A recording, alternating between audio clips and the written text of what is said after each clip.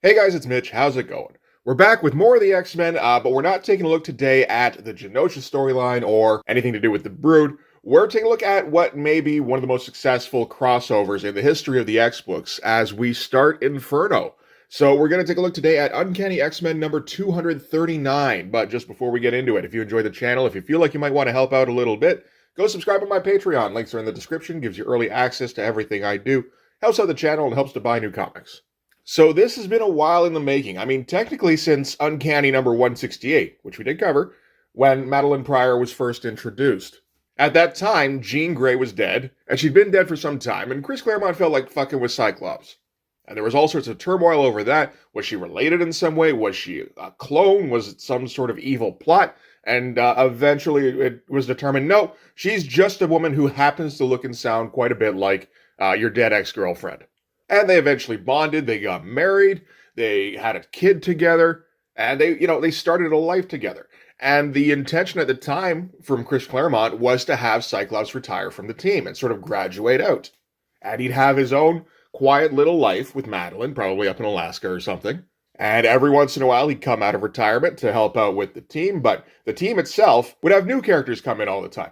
And it's not the most realistic plan for a comic book. I mean, if you have a recognizable property, you kind of have to do what you can to try and keep profiting off that. But Claremont doesn't have to worry about that shit. He's the writer. And he had faith in his abilities, I think, to just keep coming up with more and more profitable characters.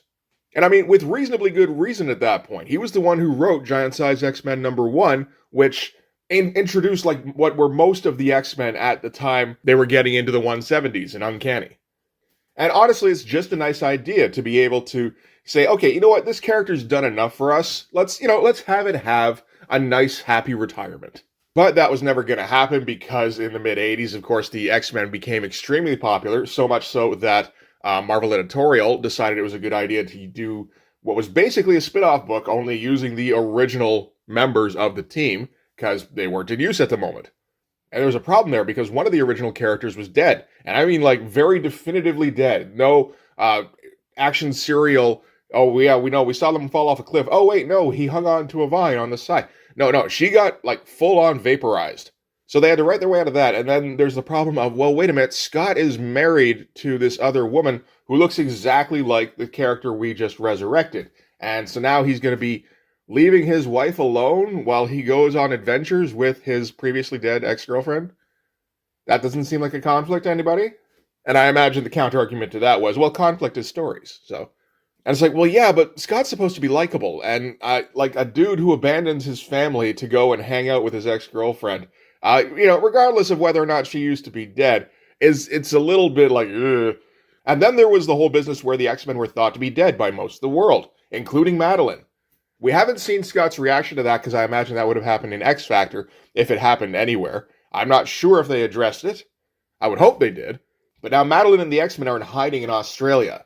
And she doesn't have her baby. And she doesn't have her husband. And she doesn't know exactly what's going on with them. She just has to kind of trust that they'll be all right because Scott's a superhero. And then one night, watching TV basically, she stumbles upon an interview with Cyclops where Jean Grey happens to wander into frame. The woman who looks exactly like her, except that she has superpowers and so can relate to her husband better. And this seems to open her up for a bit of a demonic invasion. There's the characters of Sim and Nastir, who have been in contact with Madeline pretty regularly over the last little while. And then there was the bitten Genosha, where Madeline is processed for genetic modification, and somehow everybody who was involved in her interrogation brainwashing / genetic recoding ended up splattered all over the walls, and she can't seem to remember how that happened. And while on the surface it seems as though Madeline hasn't exactly changed, she doesn't seem to be manifesting any sort of real powers just yet. Her personality is getting angrier and angrier, and she's getting just more and more vengeful, and you get the feeling that she's done being a bystander in her life. You know, she kind of tried to go along and play the good wife, and what that got her was exiled on the other side of the planet without her family, and her family's just kind of moving on without her. So now she's going to get hers. So with that unexpectedly long intro from me too, let's get into this issue. We can start with the cover. I mean, this is a fairly recognizable cover. This is, I think, the first time Mr. Sinister has played a really prominent role on an X-Men cover and kind of in an issue. He was introduced in issue 221, maybe like a year ahead of this because of all the bi-weeklies going on. And he was introduced as the leader of the Marauders, and that's about as much as anybody knew about him at the time. He's a Mark Silvestri design character, and I've always kind of liked Mr. Sinister. At least in his original concept, where he's like a behind-the-scenes manipulator. I don't know what the hell they've been doing with him in the Krakoa era. It doesn't seem particularly interesting, so I'm not even going to bother reading any of it. But we don't even have to address that. We can just get right into this issue. And this is an interesting time to be doing a big crossover because Mark Silvestri has been drawing the comic for like a year and a half. And I think he's fully settled into it now. He's fully at ease with his relationship with Chris Claremont and like how they address a script. He's had to work at top speed for stretches on his run. And he's been working with Dan Green for quite a while now. And I'm sure they've developed a rapport as well. In fact, it's been a pretty successful one. And they would keep working together up until 1992. So, I mean, like, if you like the Silvestri-era X-Men, this is kind of where it peaks, I think. So we're going to start things off with an irritating tourist family with, like the screaming kids and the inattentive parents that aren't really disciplining their kids. They're just kind of in the vicinity. And they appear to be visiting the Empire State Building, although there's some other stuff going on around here that seems to be weirding things up. There's a bit here about a telephone eating a man's quarter and then eating the man. There's public radio needs your support, and if we don't get it, we'll just have to sacrifice one of our announcers. Just, some not quite ordinary shit going on. And then the family loads up onto an elevator, and then the elevator, you get the impression, eats them. And then the dude on the mop just comes by, soaks up the bloodstain like it's no big deal, and goes on with his day. So seeing as this is the Inferno storyline now, and I don't believe they're going to come back to this, I believe this means that this is New York in hell? We're going to have to read some more before we get into that. But from there, we're going to go to Mr. Sinister. And I think this is probably some of the first we're going to see of Mr. Sinister since his first appearance back in Uncanny number 221. And I'm going to try not to call him Minister Sinister. And Minister Sinister, who I am not going to call that, is sort of reflecting on the fact that the X-Men have, as far as he knows, all died off. How they were kind of worthy opponents who he was looking forward to manipulating and just doing awful shit to. And we get a big old splash page for Mr. Sinister here, which, I mean, we don't usually get, even from Mark Silvestri at this time. As far as the art goes, it's pretty good. I mean, it's not too long before he can do a fair bit better than this, but, it's a pretty cool shot anyway. So yeah, he's just going to kind of go through the X-Men one by one, and, he's pissed that the X-Men are dead and that he didn't have anything to do with it. And he gets intruded on in his reverie by Malice. And Malice, of course, has possessed Polaris at this time. Not too long previously. Around the time, actually, that Mr. Sinister first showed up. And now she's furious because she's found that she keeps getting sucked back into Polaris's body. Like, she can still leave temporarily to go and possess somebody else, because that's Malice's deal. But eventually she is going to get recalled back to Lorna Dane's body. And this is like imprisonment for her. And there's some good stuff in here with Malice raging. Like she's got Polaris's powers, so she just like shatters a whole bunch of view screens. That's some cool shit. And she flies at Mr. Sinister. But doesn't get very far before he just kind of stops her in midair with some kind of maybe telekinetic power or something. This is the thing. He's one of those mysterious villains around this time where you don't even know what his powers are. And I feel like that wouldn't get defined for like years. Like I remember him popping up in the Peter David X Factor run. And he was very cool in that run. I had no idea what he did. Besides, he seemed to have some shapeshifty powers. And probably some kind of super strength. Maybe a little bit of like enhanced durability. Maybe something else. Who knows? I'm sure it's all been very well cataloged by now. But anyway, he kind of keeps Malice captive and lets her rage for a little while before releasing her, telling her, look, this is just the same as before, just now you've got somewhere you can call home from now on. And I need you to be dependable because you're the leader of the Marauders. And I need you to be my linchpin. You're my go-between with the rest of those assholes. And that's all she wanted to hear, really, was that Mr. Sinister thinks she's special. So yeah, from here we're going to go one by one through the X-Men as he kind of grabs these like little glass statuettes and reflects on, how great it would have been to have been the one to break you. So it starts off with Dazzler here, and this is going to be a chance for Mark to do some fashion drawing, which he always seems to like to do. Some fashion drawing, which Mark always seems to like to do. Another splash page, eh? I thought the first one was the title page, but obviously not. No, I just assumed. Okay.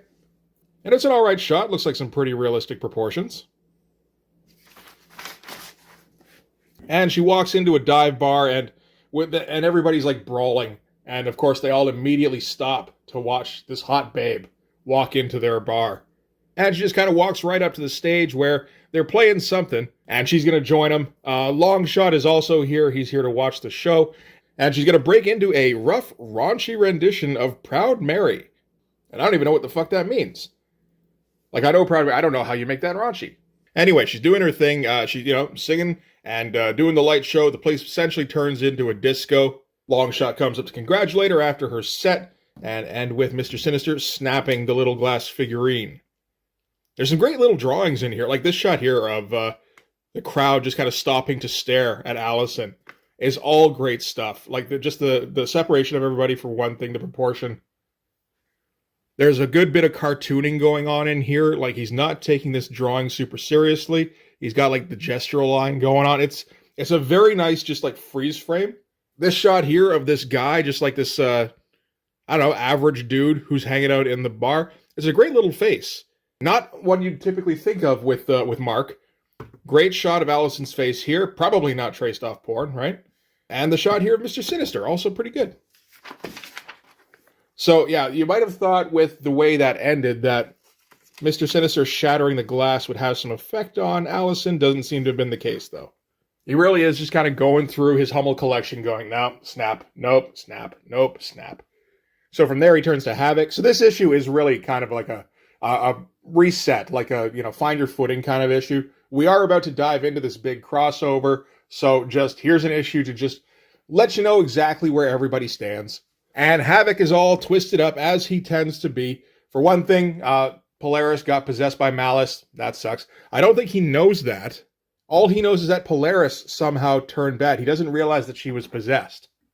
There's also the bit from the storyline not too long ago when the X-Men took on the Brood, and Havoc had to kill one of the humans infected by the Brood. Didn't like that too much, and it's been kind of eating him up ever since.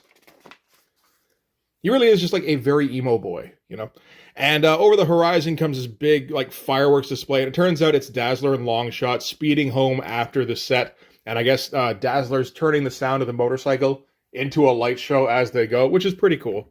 And after Allison and Longshot disappear, Madeline appears in what looks an awful lot like a phoenix flame. Alex is sitting here thinking, he says Dazzler's light show forming some kind of fiery shape. Who's that coming out of it? This is all in his head.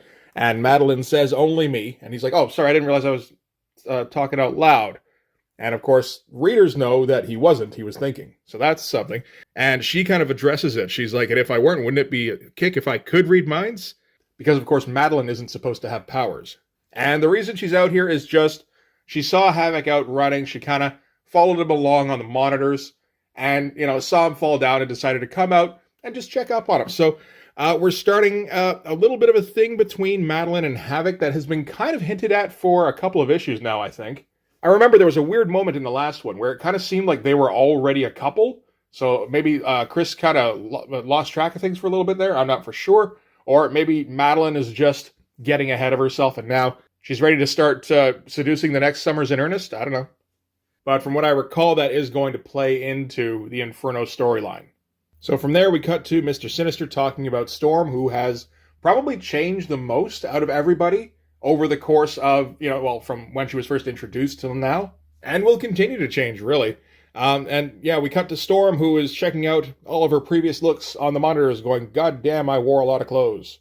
And the reason they have all this stuff on the monitors, of course, is because the headquarters they're operating out of used to belong to the Reavers, who had comprehensive files on all of the X-Men.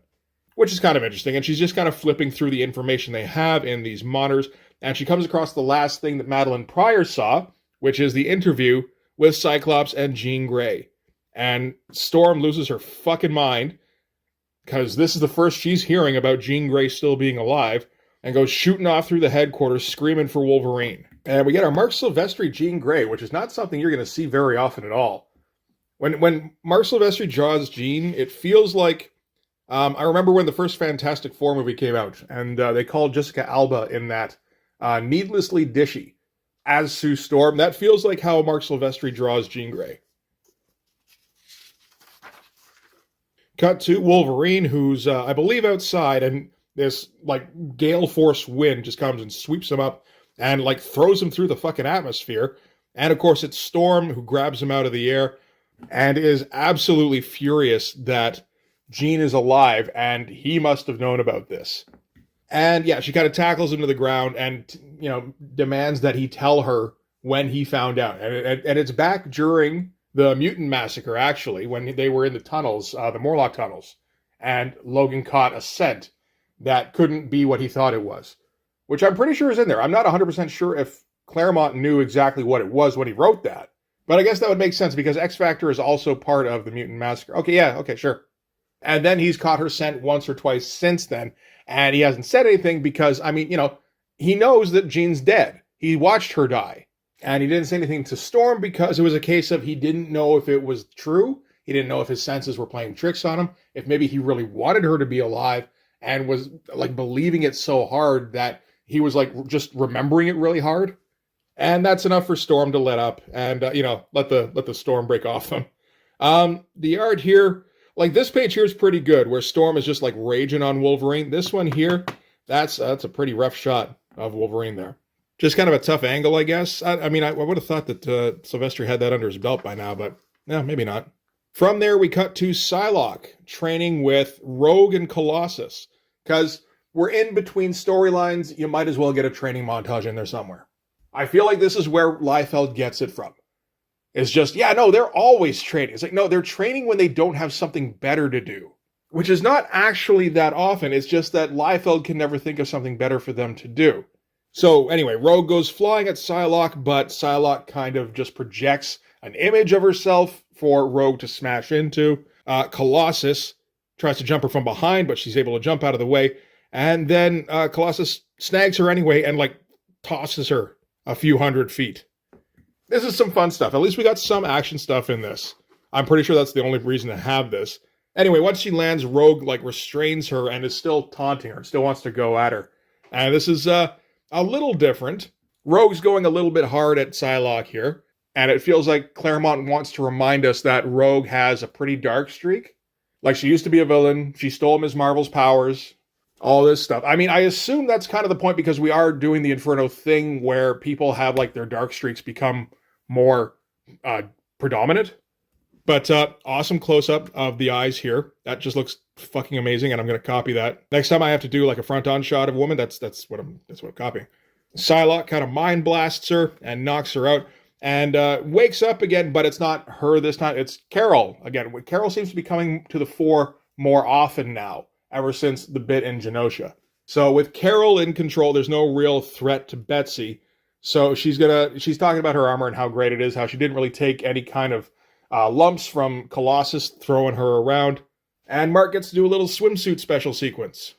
And we end with Carol stripping her glove off and very purposefully touching Betsy's shoulder, so skin to skin. So absorbing her power for a moment. But we don't continue with them for the rest of the issue, I don't think. So I believe that's just a point where Chris Claremont can reference back to that later and said, oh yes, I absorbed your power for this particular moment. Which, if he knows what he's doing, that's fine.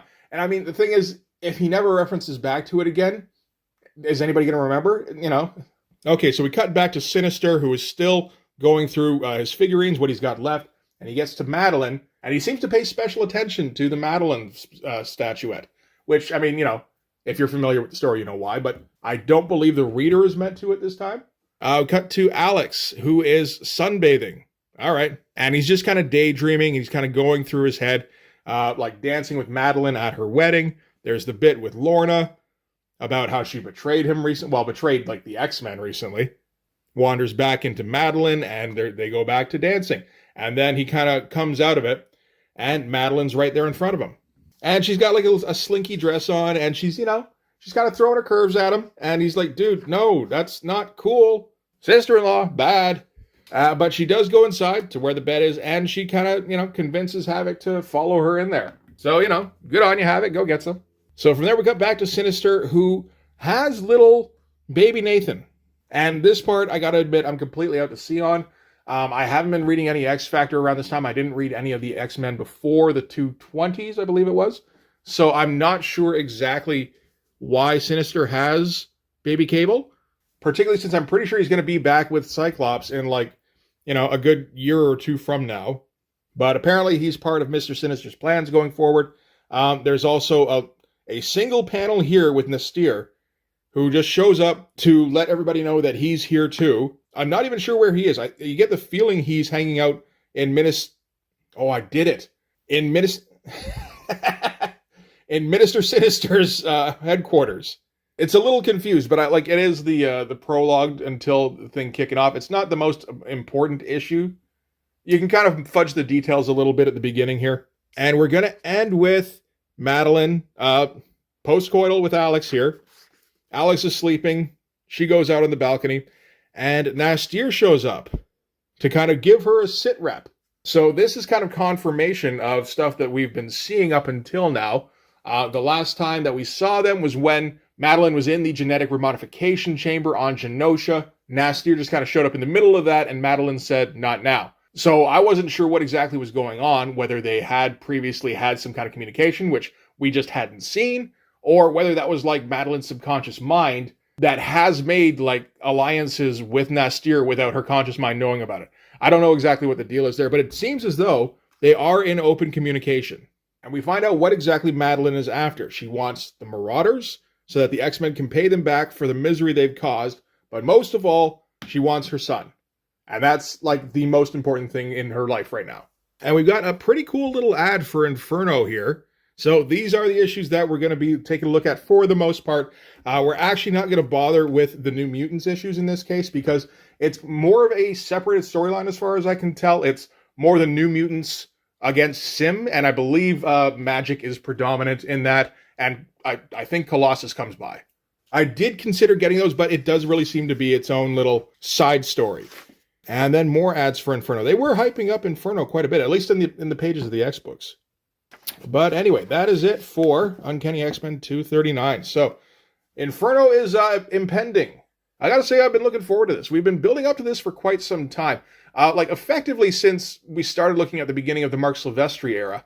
But even before then, everything we've done with Uncanny X-Men has kind of come back to Madeline Pryor, really.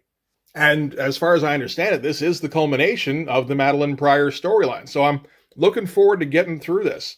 So we'll be looking at that in the pages of Uncanny and X Factor. But for this one anyway, that's going to do it. Thanks very much for watching. If you like this video, please hit like, hit subscribe, hit the notifications so you know when the next one's coming out. Go over and subscribe on my Patreon. Gives you early access to everything I do. From the Blood Force stuff to the YouTube videos before they get uploaded to YouTube, as well as some Patreon exclusive content. You can also follow me on Instagram and DM me there for commissions, and you can join the Blood Force Discord server. Musical guest Counting Crows. But yeah, that's going to do it anyway. Thanks again for watching, guys. I'll see you in the next one. Bye-bye.